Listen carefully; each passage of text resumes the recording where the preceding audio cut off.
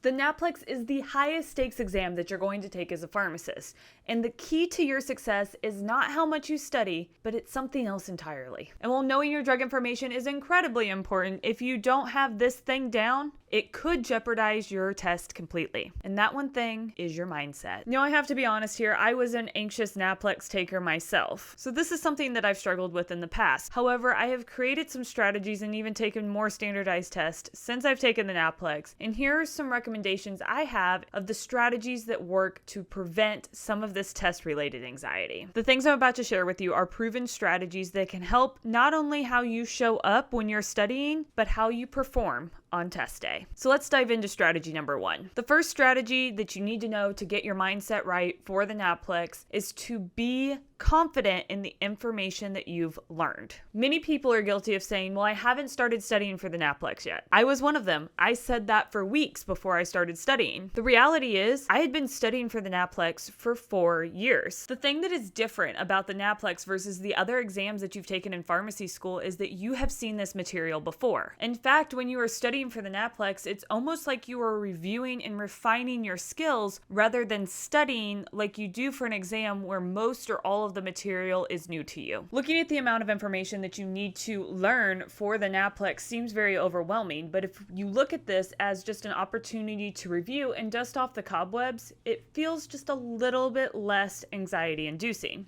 Because even if you don't get to look at every single aspect of your study materials, you've already seen it. So there's a chance there's information in there that you're reviewing and already know. Another piece of being a little bit more confident about your knowledge is really understanding how the exam is scored. The NAPLEX is designed to determine who is a minimally competent pharmacist. What does that even mean? It means that on day 1 of your job as a pharmacist, you should be able to practice safely and effectively and take care of patients. Now, that does not mean you're supposed to be an infectious disease specialist as well as a cardiology specialist and know everything about oncology and be an endocrinology specialist whenever you walk out of that exam. It's simply not possible for you to be an expert in all of those things, and that is not what the exam is expecting of you at all. It just wants minimal competence. And the scoring actually reflects this. So if you didn't know how the NAPLEX is scored, it is scored where each question is looked at by experts and they decide what the chance is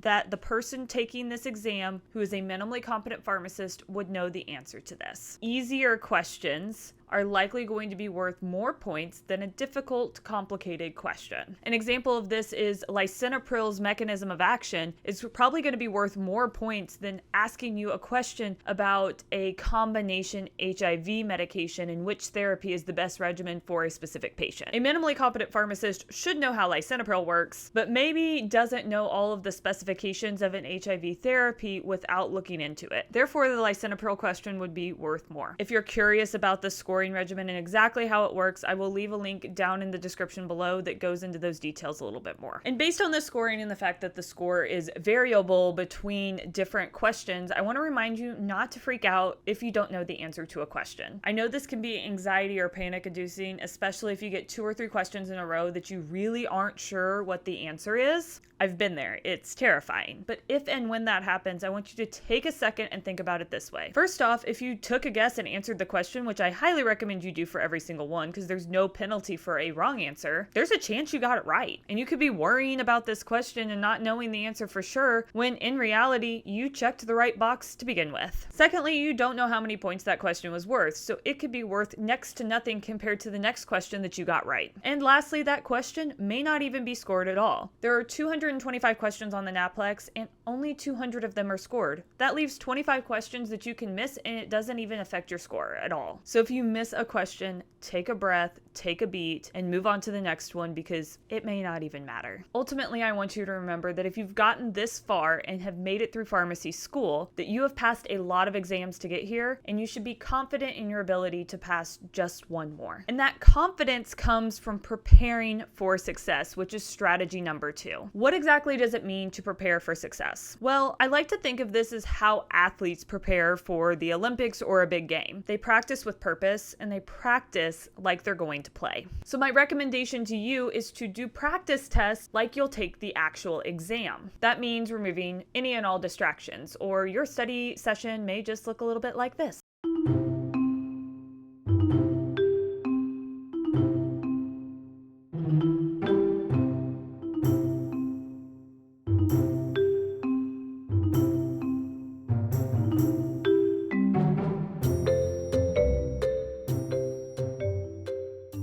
She's really lucky she's cute. Aside from removing any pets that may distract you during your exam study time, clear everything off of your desk that would be a distraction or something that's not allowed on exam day. Go ahead and take off your smartwatch and your phone and remove them from the room. The only things you really need on your desk to practice like it's exam day is your basic calculator and a laminated piece of paper with a marker if you want to be really specific, or just get a piece of paper and a pen. And then practice with the timer going. If you use today's sponsor, TrueLearn, they have a built-in timer that tells you exactly how much time you need to take for each question, and it's about what it would be on exam day. If you're using another study tool, you can use a timer and do like about a minute and 20 seconds per question. Now, before you freak out because a minute and 20 seconds does not sound like a whole lot of time, I want you to know that some of those questions that are going to be on this exam, you should know right away. Like, you know that naloxone's brand name is Narcan.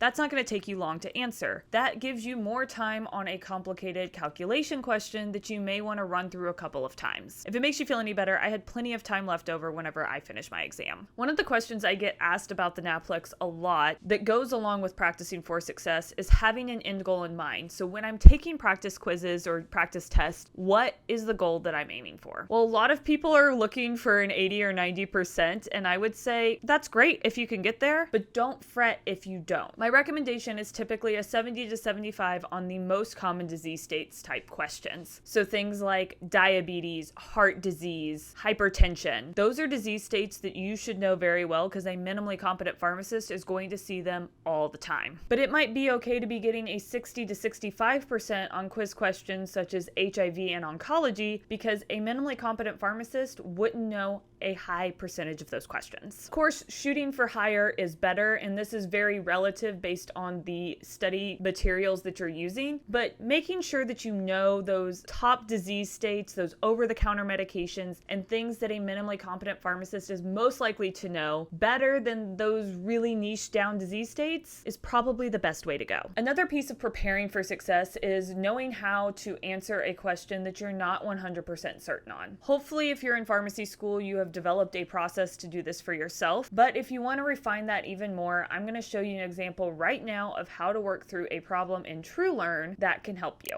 So Mr. Teague is a 12-year-old boy who is 5 foot and weighs 50 kilograms. He presents to the emergency department with bacterial meningitis. He reports an allergy to penicillin, which is redness and itching, and you are going to select the best empiric antibiotic regimen below. So ampicillin, gentamicin, vancomycin, ceftriaxone, vancomycin, ampicillin, ceftriaxone, vancomycin plus trimethoprim sulfamethoxazole, which is Bactrim, and vancomycin. If you are not good at antibiotics, you might immediately start to panic, but here's how I break it down to help reduce the panic. So first, there's a lot of information in here that you don't really need to worry about. So they are 12, so that means it's a pediatric patient, so just something to keep in mind. Bacterial meningitis is what we're treating, and they have an allergy to penicillin, which is redness and itching. That reaction is very important because that tells me it is a true penicillin allergy, but it is not anaphylaxis. And then we're looking for empiric antibiotic therapy, which means they are just starting out. We don't know much information about the meningitis yet, other than that's probably what they have. So when I look at this list, here is how I would break it down. I know that the cross-reactivity of penicillin and ampicillin is the highest. So I'm going to automatically cross out these options with ampicillin because I know that those options are likely not the correct answer. Next, I'm going to look at the remaining options, and I see basically vancomycins in all of them. We have the option of adding ceftriaxone or adding Bactrim. I know from working at a pediatric hospital when I was in school that we didn't really use Bactrim for much outside of skin infections or maybe tick-borne illnesses. I never saw it used for meningitis, and it was not a common IV therapy that we would give. So I'm going to cross that out just because of my personal experience, knowing that that's not something that was normally given. That leaves me with vancomycin or vancomycin plus ceftriaxone. So in this case, we're thinking bacterial meningitis. We're wanting broad spectrum coverage. So vancomycin, I know, covers gram-positives. Since vancomycin doesn't have good gram-negative coverage, I would say doing vancomycin alone is probably not treating everything we need to, so I'm going to then eliminate that as well. That leaves us with just the option of vancomycin and ceftriaxone. So based on those deductive reasonings, this is what I would select. And it turns out I was right. So you can look here and it says over here, this bottom line, empiric antibiotic regimens are based on bactericidal property in the patient's age, considering the patient's allergy. So there is low cross-reactivity between penicillins and third-generation cephalosporins, which is why ceftriaxone was the appropriate option. And then I mentioned we're talking about the pediatric age. So your empiric regimen is vancomycin and ceftriaxone anyway. One of the things I love about TrueLearn is you can go through each answer and see why each answer is incorrect. So answer A, I had mentioned that the cross-reactivity for ampicillin was high, so I automatically eliminated those. And also the 12-year-old didn't make sense for them to get ampicillin anyway. So that's where A and C got eliminated. Answer D, it said that this is not the correct regimen for all bacterial meningitis cases, and you don't typically use Bactrim with vancomycin. So students here, even if I didn't know exactly what that was, I knew I'd never seen that combination before from working in a hospital, so I eliminated it for that. And then answer E, it does talk about how patients at risk for both gram-positive and gram-negatives, and Vanc only covers gram-positives, which is my reasoning to pick the ceftriaxone plus Vanc option. So say I got this question wrong, that would be an opportunity to use some of these other resources here to go a little bit deeper. So there is a Picmonic memory anchor that you can use if you have the Picmonic add-on, and then you can also see the other information resources here to look into, especially if you're missing a lot of questions on that topic. As I mentioned earlier, TrueLearn is the sponsor for today's video. I really love their test bank and their ability to connect with Picmonic to go even deeper into your learning. There are over 1,500 questions in their test bank, which is over 6 NAPLEX exams. That's a lot of questions. And I know that NAPLEX is a little bit pricey, so I do have a discount code for you. You can use code HAPPYPHARM at checkout and get 20% off a subscription of 90 days or more, or you can just go to happypharmlife.com/TrueLearn, and that link will take you to get the discount as well. The reason I recommend TrueLearn is because I think it is such a good comprehensive tool. So whenever you do go through questions and you don't get them all correct, you can treat these questions as learning opportunities, which is my next tip. Like I mentioned earlier, it does you no good to beat yourself up over missed questions. Instead, I want you to view them as a learning opportunity, because that's exactly what it is. Say I gotten that example question from the TrueLearn test bank wrong, that would have been a great learning opportunity for me to understand how you treat bacterial meningitis in a pediatric patient. Instead of being disappointed that you got it wrong, be grateful that this question came up while you were studying so that you could correct it moving forward. That's the entire reason you're studying, is so you can learn material, so when it comes to test day, you're not going to miss it. This is exactly what you want when you're studying, because this helps you fill in knowledge gaps, which is why those practice questions are so crucial. The more gaps you fill in during your study process, the less gaps you'll find on test day and the higher your score will be. Also, the lower your anxiety will be on test day, because you're feeling more confident because you're answering more questions correctly. And this brings me to strategy number 3, which is to minimize your anxiety on test day. I know that taking an exam like this is very anxiety inducing. However, there are some strategies that you can do to make that anxiety go down just a little bit. My first recommendation is to avoid excessive cramming of information the night before or the morning of your exam. Most likely, this is going to increase your anxiety because you're going to feel like you don't know as much information as you probably do. I also recommend trying to follow along with your normal morning and evening routines as you prepare for test day, because yes, it's not a normal day, but the more normal you can make it, the less anxiety you're going to feel on the day of. I know that might not be super easy if you're having to stay in a hotel or drive far away from where you live in order to take the exam, but keeping stuff as normal as possible will reduce your anxiety. Also, being prepared is one of the best ways to lower your stress levels on test day. I will leave a link to the NAPLEX page on the NABP website that outlines everything that you need, from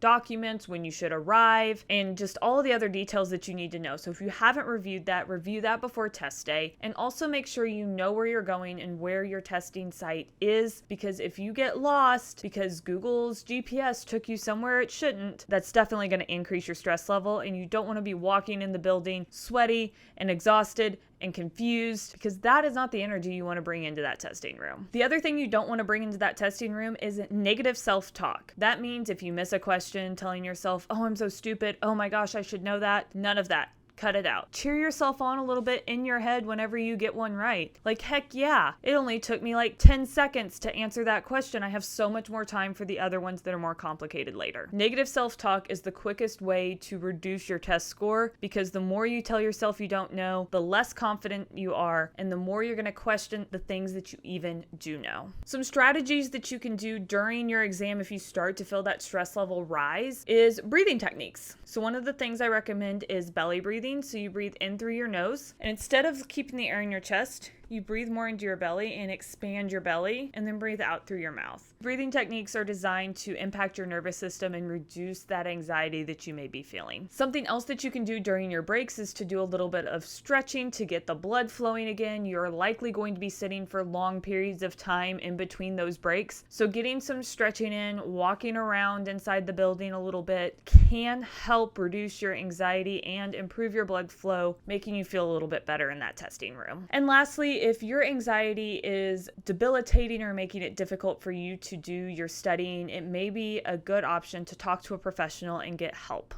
There is no shame in getting help, but you do not want to go into test day feeling massive amounts of anxiety that make it harder to pass your exam. Overall, your NAPLEX success is going to be based on your ability to get your mindset right so you can access all that information that you have been studying so hard for. Remember, you have gotten this far by passing exams that are not easy. So this is just one more exam that you can pass, and I believe that you can do it. And don't forget, if you really want to practice like it is test day, I highly recommend getting access to the TrueLearn test bank. They have a free trial that you can access, or you can do the discounted code 20% off with code HAPPYPHARM, or use my link happyfarmlife.com/TrueLearn to access over 1,500 questions, amazing explanations of what the correct answer is for these questions. And you can also add on Picmonic to get that visual learning aspect that is so beneficial when it comes to memorizing information. With that, thank you all for watching, and until next time, keep on living your happy farm life, and good luck on your exam. Bye!